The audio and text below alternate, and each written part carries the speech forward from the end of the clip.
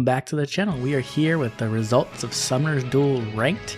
So I did pretty well. I'm pretty happy with where I ended up. I ended up at tier 14 and I also ranked top 18, right? So I hit 18. I was at 17. I got knocked down by 1 point, which was a bit annoying, but I was at 14 before my last loss, really.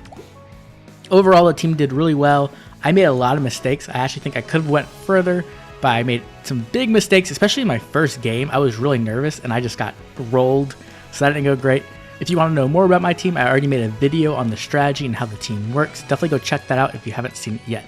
Either way, today we're going to be going over the team that pretty much ended my run, the Fae Emblem Team. So we're going to go check that out right now. Okay, here we go. I was beat by, I believe his name is Sai, and I hope he doesn't mind me showing this replay. Honestly, I don't think that sharing strategies is a bad thing at all. I think it helps the whole player base a lot. And also, not to be rude, but I don't think many people are going to build a Fae Emblem team so much that it becomes meta, right? But I do think there's some great chances to learn from this strategy. So let's check out his units real quick. So he has a legendary Fae plus 10. Insane, right? He has speed asset and defense ascended asset. So she is stacked out 47 speed, right? That's insane. And then she even has a low attack speed to boost her speed up a bit more and also cancel out those buffs. Defense res, menace, super good. And then attack speed storm to give her even more speed. So this is a very fast legendary Fae. Then we have our typical AoE Yuri, plus 3 pre-charge special with the wind sweep, so he can get in there safely and get the big hit off. Then we have OG Fae. So this is a Gen 1 unit with the HP asset, rocking that 69 HP, nice. Plus 10, distant counter, running the even pulse tie, very important here. This is the unit who is here to not only pulse the rest of the team, to provide that very important chill attack I talked about in the other strategy video, but most importantly, this pulse tie, which is going to remove specials, which is very important in this game mode. Her weapon's also extremely good here, as it just grants plus 5 to all stats pretty much all the time. So it's going to allow her to just support her team really well, and because her team is essentially like HP stacked out of their mind, it's really difficult to actually panic this, right? You probably need like a panic smoke.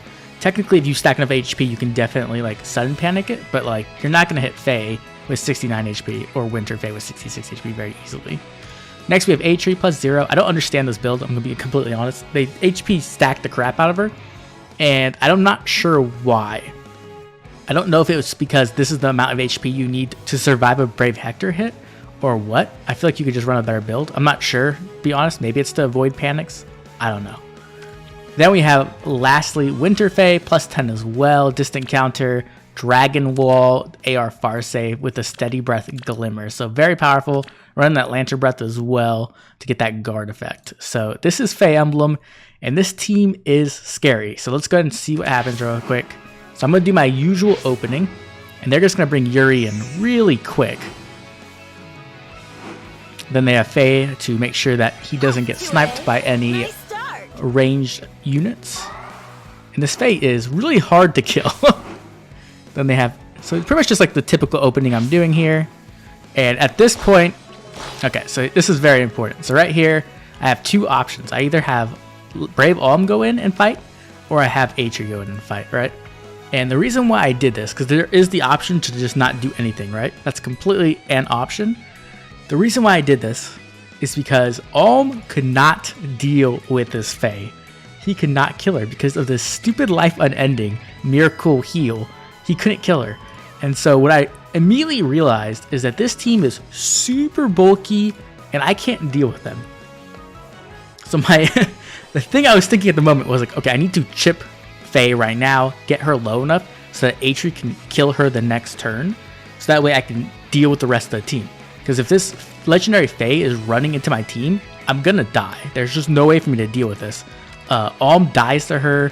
Hector doesn't die to her, but like I can't fully defend against it with only one melee unit to put in front, right? So that was my thinking. Now, in retrospect, it wasn't the best idea, and you'll see why. So I pull her back, get into that position where I can set up. So this is essentially the line position I like to do a lot. It lets you really threaten their team. A-Tree can go in and hit with her Kanto and get back out. Alm has enough movement where he can get in and snipe somebody as well. So I like this position a lot. The problem is So I go back in, proc the miracle. There it is. Miracle's done. So I'm like, okay, I'm good, right? No, I'm not. It was stupid. So I just get repositioned on.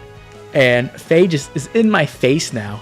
And Alm still isn't killing her because Alm has that lovely solo effect. Attack speed solo, and then right here, the other part of the solo, technically he can initiate to get that, but it's not enough, essentially. He needs to be solo to kill, and he still doesn't kill. I think it's like he's like 2 HP off or something stupid like that. Like it's super close. And so at this point, I make my biggest mistake, and I don't realize my win condition, which is super important. I need to keep Alm alive, and so I'm stupid, and I throw Alm right in front.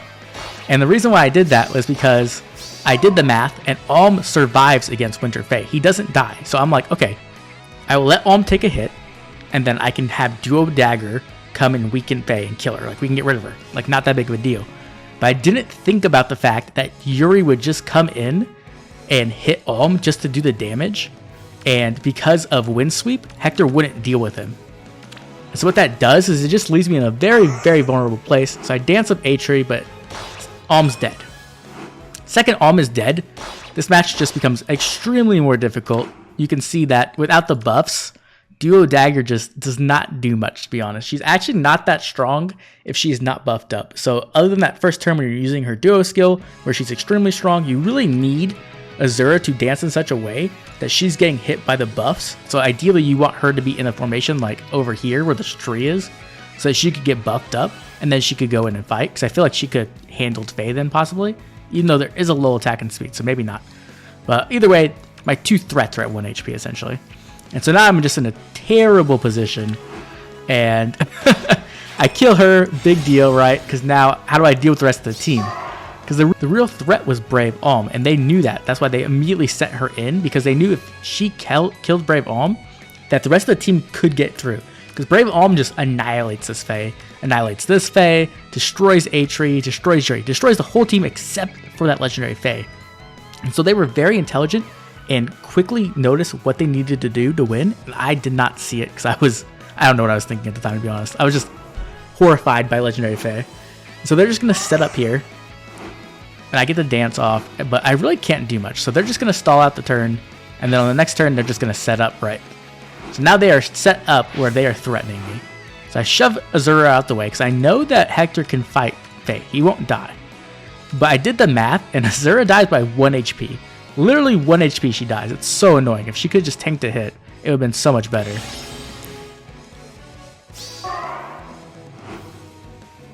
Here they are. They're just going to bring in A-Tree. And then there's the reposition. And I just can't deal with her at this point. So she's just going to take out my Dancer, which was terrible. I probably should just let her kill Duo Dagger, to be honest. And at this point, I can't kill anything. Like, I'm just struggling. So I'm trying to figure out some way to do enough damage. But by doing that, by moving Hector over, I was trying to, like, weaken her so that A-Tree could finish her. Because A-Tree could kill her at this point. I did the math. But the second Hector moves over, everyone's just open to A-Tree because there's no more far save. So there goes Dagger. And now A-Tree has no way to reach. So that is pretty much the loss there. And Fae Emblem just completely smashed me. Now let's quickly go over what I could have done to deal with this team. Okay, so the weakness of this team, first of all, I needed to play better. I played poorly. I needed to protect Brave Alm and play a bit slower. I was a little too aggressive. But the way to really dismantle this team is to stack HP on Azura and have that even pulse tie. Because of Fae's HP only being 50 and Yuri's being 51, it would have hit Fae and took off life ending, which meant that she is not able to get thrown into my team. So if I had HP stacked Azura properly with even pulse tie, then she loses her miracle heal, and then they can't do that strategy, and I'm pretty much sure I could have easily taken care of most of the team, just slowly moving on them with Alm and taking out the threats. A-Tree could deal with Fae in combination with Duo Dagger. So I think that one small change definitely would have made this a much different match. But I chose to run this build mostly because she's just not invested, and also Trace is super good. It lets you do some degenerate plays you might see in some of my other replays. Either way, this team was amazing. I'm so glad to see something like this where someone is using their favorite units and they're doing this well. Like, this team was scary. It was horrifying. And it's with, Fae Emblem, something I never expected to see this high in the ranks. So I think this is just a great chance to show that there are lots of different types of strategies, and strategies like this could be very effective. And so I think when it comes to Summoner's Duel S, we will get a chance to see some other unique strategies like this and how powerful creative strategies actually can work out.